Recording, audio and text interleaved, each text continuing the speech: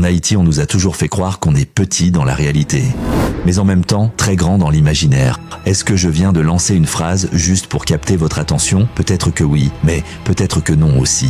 Dans ce pays de 27 000 km², chacun de nous occupe une toute petite place. Nos champs d'action dépassent rarement notre quartier. Quelqu'un qui vit à seulement quelques kilomètres de chez toi, tu ne le vois peut-être qu'une ou deux fois par mois. Pas parce que vous ne voulez pas vous voir, mais parce que les péripéties pour se rencontrer sont énormes. Les routes pleines de trous, de pierres, parfois de boue, bloquent la circulation. Et quand une petite rivière déborde en saison de pluie, toute une communauté peut se retrouver coupée en deux. Pourquoi? Parce que aucun pont n'a été construit. Et pourtant, la communication, c'est la base de l'humanité. La science nous explique que c'est elle qui a permis aux hommes d'évoluer, de progresser. Le troupeau est toujours mieux protégé que le bœuf isolé près d'une mare d'eau. Les documentaires animaliers ne cessent de nous le montrer. Alors comment un pays qui a déjà plus de 2 siècles d'indépendance peut laisser sa population avec autant de difficultés pour se déplacer, se parler, se connecter? Comment des dirigeants, en plus de 200 ans, n'ont-ils pas compris que les routes sont primordiales pour relier les cerveaux et les bras d'un même peuple? Et pire encore, comment un pays en forme de U, avec en plus une île au milieu, ne possède pas un véritable transport maritime pour relier ses extrémités?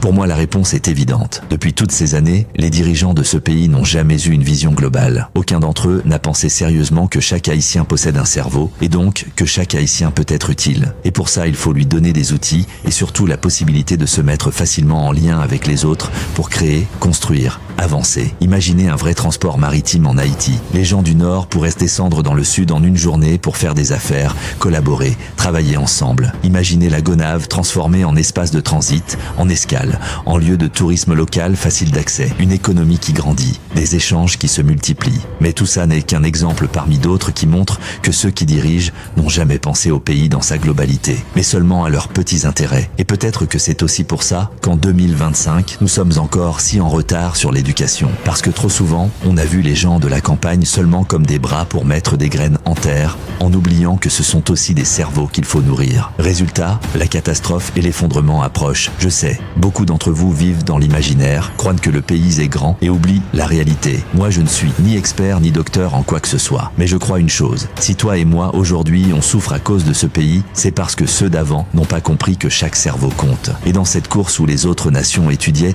pendant qu'Haïti faisait n'importe quoi, eux ont récolté les récompenses, pendant que nous, on continue de nous effondrer. Haïti n'est pas maudit. Il a juste laissé passer ses chances, parce qu'il a refusé d'être cet élève studieux qui apprend, qui expérimente, qui veut devenir meilleur. Mais qui sait, peut-être que tout ce que je viens de dire n'est qu'un mensonge. Après tout, ce n'est que mon avis.